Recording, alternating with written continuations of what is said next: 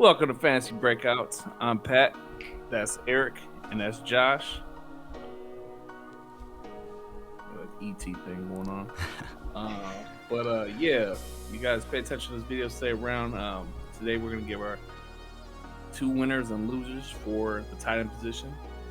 Obviously, you know the big names with Kelsey and obviously Kittle, and Darren Waller. After that, it's kind of a little tricky, a little shaky.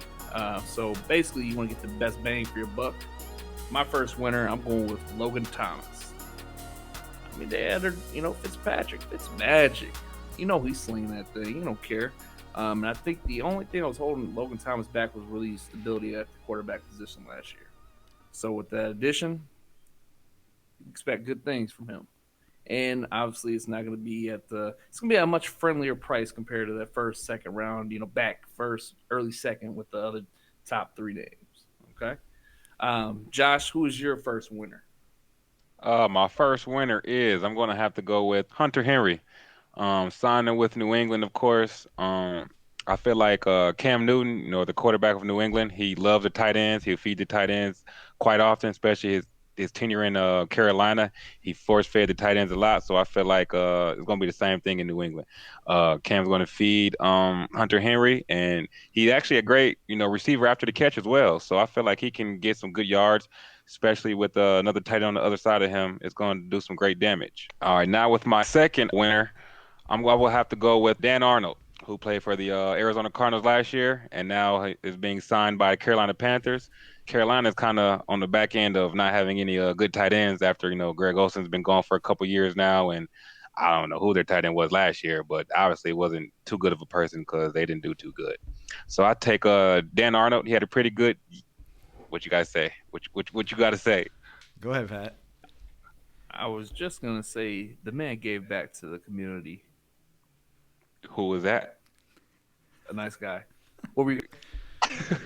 Wait, we're talking about football here. We ain't talking about the community. Groceries, football, whatever. So I feel like Dan Arnold will have a great catch. He's a tall tight end.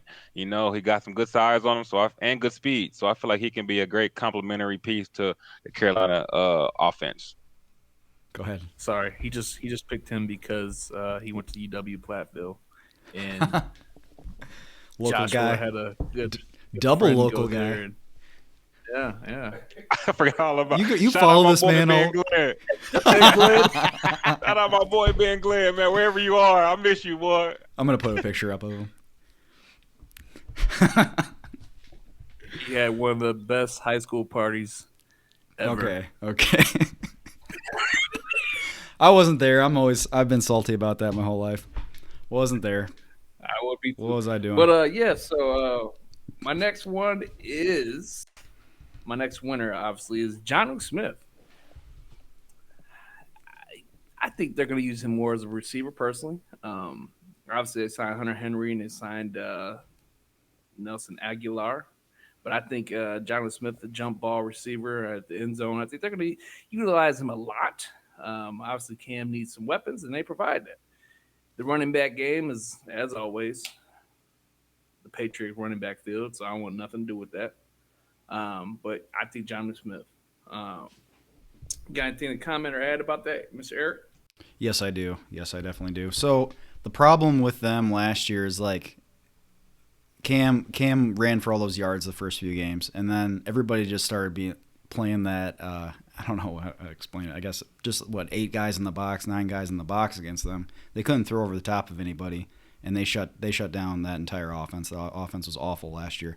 So that's what I'm a little bit afraid of with both of Jonnu Smith and Hunter Henry. I mean, they're very athletic guys, but they're not going to be burning anybody to scare the safeties or anybody from creeping up. But part of that, I can see where you guys are coming from, and I do like that they got Nelson Aguilar, because he can get behind people and make plays. So I'm a little bit more iffy on those two guys, Hunter Henry and Jonnu Smith, and I just don't want them to be that 1 week that one guy has a touchdown, next week the other guy, and then you just kind of feel sick because you started the wrong one in the wrong week. That's what I'm afraid of personally. But I get it because I like them as players, right? Mm-hmm. I just think that Cam is not Cam anymore, and his safety valve is who? tight ends and James White. That's why I would go with that one. Okay. Yeah. Um, I'm so with you there. moving on to the losers.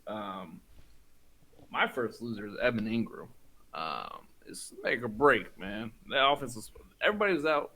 It feels like last 2 years everybody's been out, and he still doesn't do anything consistently. I don't know. Like he has the keys to the car, goes nowhere.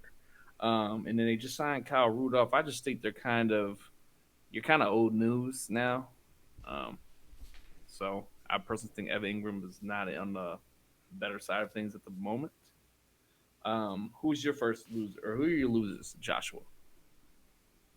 Well, first person I'm gonna go with is a guy who was in Buffalo this past season, and now he's joining the New York Jets, which is Tyler Croft. I feel like going to the Jets, which their situation is kind of a little bit all over the place. No real quarterback right now. Offensive line is terrible.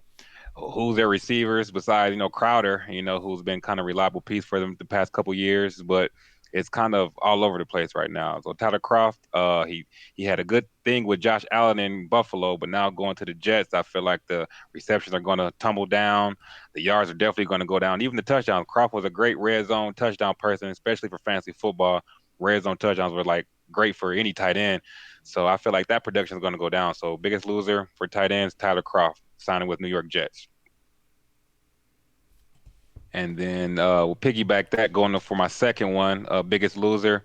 I will have to say Kyle Rudolph signing with the Giants. Well, I know piggyback what you said. Ingram, you think he'll have the down year, but I feel like Ingram is kind of already established. Him and Jones got a good rapport already, so I feel like Kyle Rudolph is going to have to kind of fill in where he can, make impact where he can, which won't be often. But Ingram does get hurt, quite often too. So it could be a place for him to step in and make some impact, but I highly doubt it.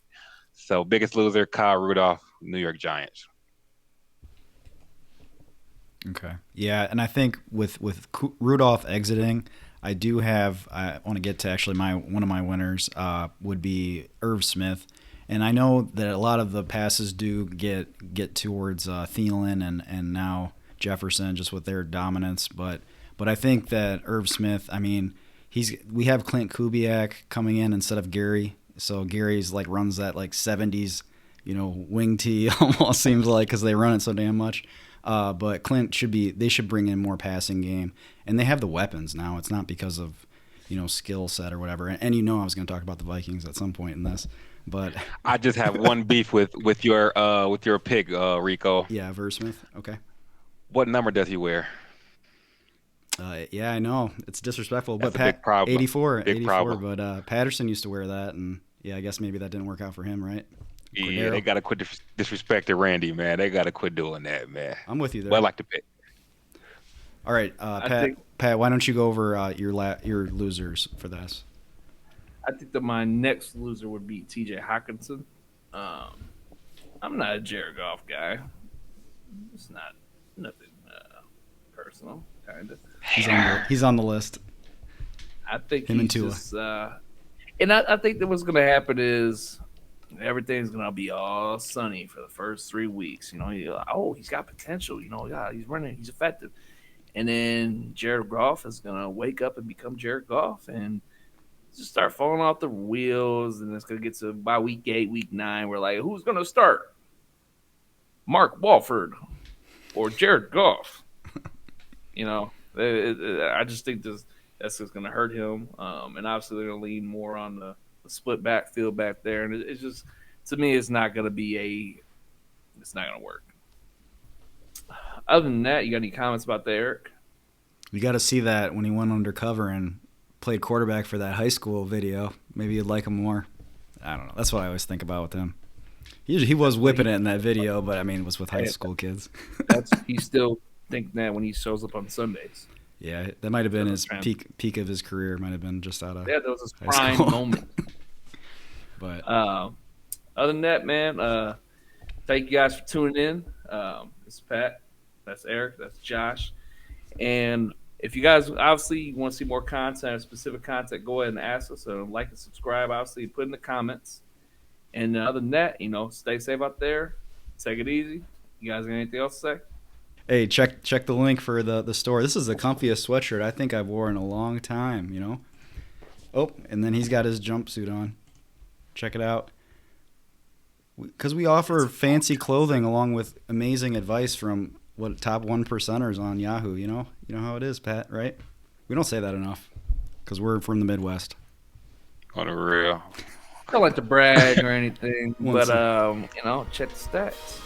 Check the stats. Like, All right. subscribe, Like and subscribe. Thank follow. you.